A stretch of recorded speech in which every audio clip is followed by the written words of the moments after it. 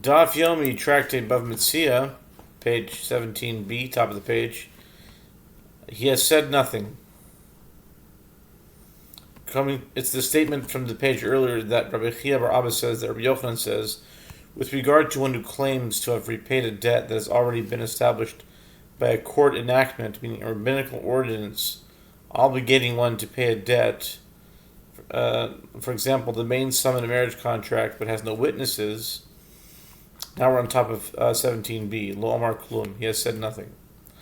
His claim is not accepted. What is the reason that he is not believed? That it is because one who is owed any money based on a court enactment is considered like one who is holding a promissory note in his hand, against which, with a claim of repayment, is not accepted without supporting evidence. Rabbi Abba said to Rabbi Yochanan, but what are you adding? Isn't this principle stated in the Mishnah in Ketubot 88b, which teaches if a woman produced a bill of divorce and there was no accompanying marriage contract, she collects payment of her marriage contract?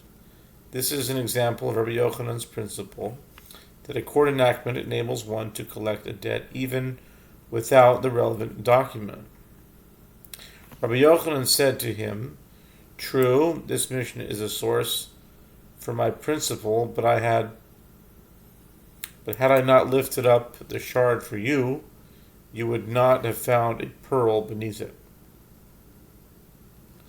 In other words, if Rabbi Yochanan had not pointed out the principle, Rabbi Chia bar Abba would not have realized that it was underlying the ruling of the Mishnah.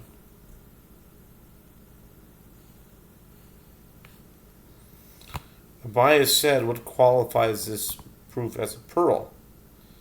It is not a compelling proof, as perhaps in the Mishnah we are dealing with a place where they do not write a marriage contract, as in such a place, a woman's bill of divorce is the same as her marriage contract.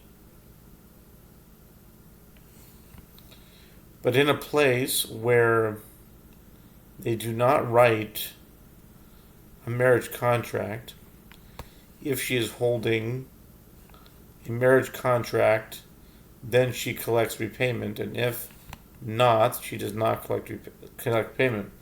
There is no proof from the Mishnah in support of Rabbi Yochanan's principle. Abaye then said, what I said is not correct. As if it enters your mind that we are dealing with a place where they do not write a marriage contract, but in a place where they do write a marriage contract, if she is holding a marriage contract, then she collects payment, and if not, she does not collect payment. And then, through what means does a widow from her betrothal collect payment of her marriage contract? She has neither a marriage contract nor a bill of divorce. If it is suggested that she can collect payment by means of witnesses to the death of her husband, that the husband's heir, from whom she is demanding payment, claim and say, I paid it. She has no proof that she did not receive the money.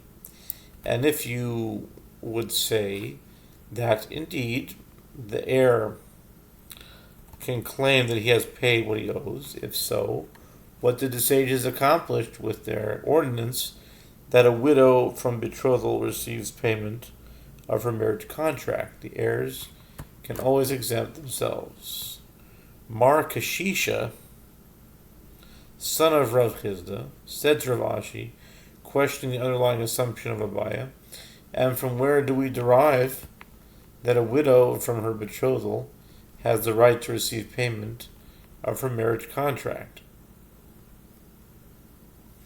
If we say that this halacha is derived from that which we learned in a Mishnah, Ketubot 54b, if a woman became widowed or divorced, whether from betrothal or from marriage, she collects all that she is entitled to, both the main sum of her marriage contract instituted by the sages and the additional sum that her husband added, that Mishnah cannot serve as a source for the halacha that a widow from her betrothal has the right to receive payment of her marriage contract, as perhaps the Mishnah is referring to a case where the husband wrote a marriage contract for her, but if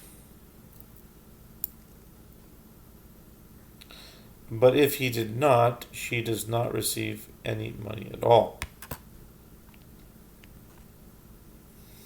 And if you would say in that case, what is the purpose of stating this halacha, since it is obvious that she can collect payment if she has a written contract, then one could respond that it is stated to exclude the opinion of Rabbi Elazar ben Azariah, who says that a widow from betrothal does not receive that which the husband committed to pay in the marriage contract, as he wrote the marriage contract only on the condition that he would marry her. He did not intend to obligate himself in a situation where he died before their marriage. Therefore, it was necessary for the Mishnah to mention that a widow from betrothal who has a written marriage contract collects payment. The language of the Mishnah is also precise according to this understanding, as it teaches she collects all that she is entitled to. Granted, if you say that the Mishnah is referring to a case where the husband wrote her a marriage contract, this is why the Mishnah teaches that she collects all that she is entitled to. In other words, even the amount that the husband added to the main sum of the marriage contract. But if you say that it is referring to a case where he did not write her a marriage contract,